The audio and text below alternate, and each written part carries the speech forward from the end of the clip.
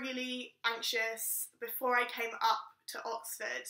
I think, to be fair, probably pretty much everyone was, but personally I'm not able to deal with that in a very healthy way, and was skipping a lot of sleep and doing some unhealthy behavioural patterns.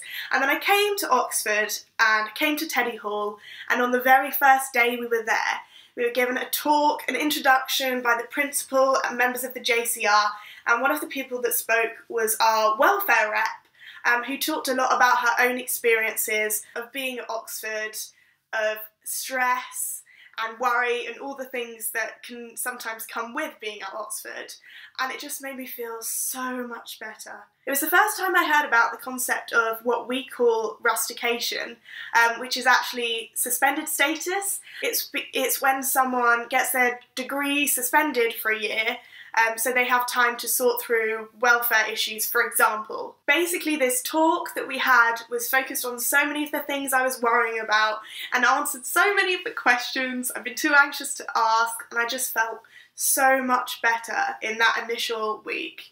After that first speech, to be honest, it went downhill for a little bit. I was pretty suicidal in the first couple of weeks of uni. I definitely found it really hard to adjust, and I found the pressure and the stress impossible to deal with.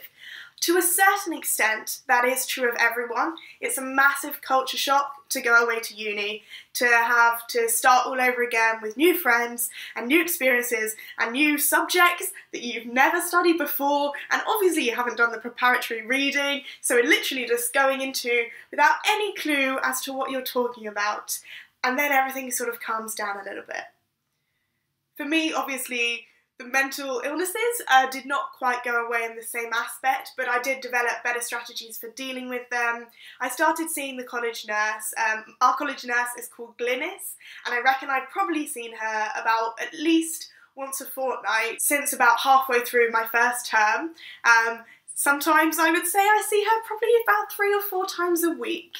So that's definitely a resource that I take advantage of. As a result of all this stuff going on, I did occasionally miss deadlines or tutes.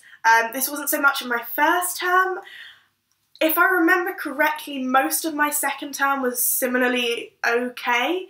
It was when it got around to our first year examinations, which are before Easter, that things started to get a little bit more out of control. I know that I had illness taken into account when my moderations were marked, and I definitely know that my Trinity term last year was one of pretty severe illness, and I missed a lot of tutorials and a lot of deadlines. I would say the thing that got me through that is the fact that the tutors that I was studying with at the time were really, really understanding, would always give me extra time for a deadline. My course mates would send me their essays to look through and stuff.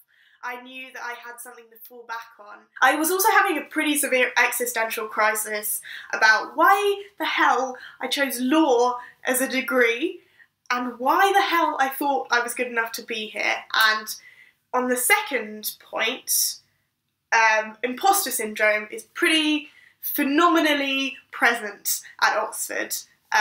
I don't know many people who haven't for a certain amount of time thought that they did not deserve to be here and were probably just an administration error. So anyway, over the summer I sort of got myself together and started taking antidepressants and came back to university in September 2014 knowing that I wanted to get my together. Oh god, I sore. Knowing that I wanted to sort myself out. So this is when I first contacted the Disability Service and talked it through with them, sent off an application for Disabled Students Allowance, which has finally been accepted this week. So that's great. I also, from time to time, have been seeing someone from the Oxford University Counselling Service, and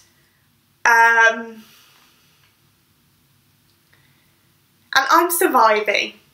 I think if I was going to list the main difficulties, the main problems with the current system of welfare support at Oxford, I would definitely focus in on the fact that it's sometimes hard to know how a tutor is going to react. A tutor is pretty much legally obliged to accept the fact that if you have an illness, whether temporary or chronic, you may not be able to meet a certain requirement for them. The reactions to that have varied from tutors sending me notes from a tute that I've missed to an absolute lack of response. Basically, I think there needs to be more education within the academic staff as to how vital it is that they are understanding of these issues, because a failure to recognise how important that understanding is just going to exacerbate welfare issues for everyone. Also, I think there's definitely a problem administration-wise with the fact that the counselling service can be pretty sketchy. I know people who've had terrible experiences with the counselling service. Mine has been relatively positive. It's more seen as a temporary measure, sort of like an urgent requirement or to deal with a specific issue. And you can kind of, and I don't know whether this was just me, but I felt like I could tell that the counselling service is supposed to be temporary, but at the time I had nowhere else to go. So I really needed it and did a little bit feel like I was being sort of shoved out of the door. Also, the disability advisor that I've been talking to has been great, and I think it's more the government's fault that the DSA process has been so treacherous and long, but that's definitely a difficult thing to do with. So if you know you already have issues and you haven't already looked into getting a medical letter of support for the disability and stuff like that, I would really advise you to sort that out before you get to uni, just so that you know that when you come in, you can have your initial meeting and everything's going to be sorted out when you get there. That just sounds so wonderful. Positives though, as I mentioned when I was talking about the resources, there are so many great communities that have made me feel so much better. I've really got involved with mental health stuff within the university. There's so many people that know what you're talking about. There's great friends who will all understand the pressure and will always be able to talk to you about that. There's great things within college. There's things like Student Minds and Mind Your Head. And these are the things that made me feel like if things did get dramatically worse now, I would have somewhere to turn. And overall, I would say that it is possible to survive Oxford with mental health difficulties, and I would definitely say don't not consider applying based off any illnesses that you have. Always give it a try. Know that support is available for you. If you have any questions about any of this, please do leave them in the comments below. And thank you so much for watching if you got to this point.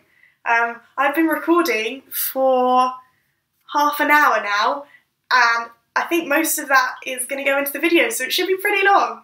I really hope it's helped, at least a little bit. And seriously, if you have any questions ever, please do ask me in the comments down below or via the Facebook group, because this is an issue which is very, very important to me, and I'd love to help other people work through it. Thank you so much for watching again. Bye!